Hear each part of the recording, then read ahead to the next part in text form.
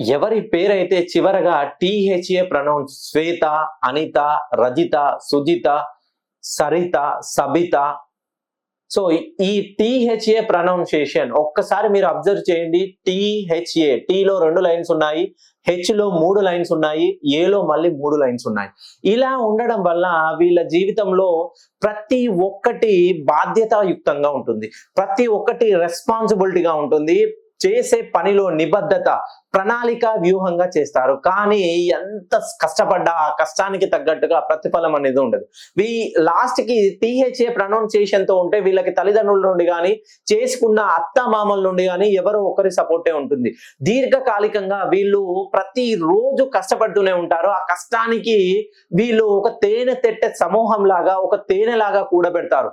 ఆ తేనెను ఎవరో బాటసారి దొంగిలించినట్టుగా వీళ్ళు చేసిన కష్టం అంతా ఎవరు పరుల పాలైపోతుంది.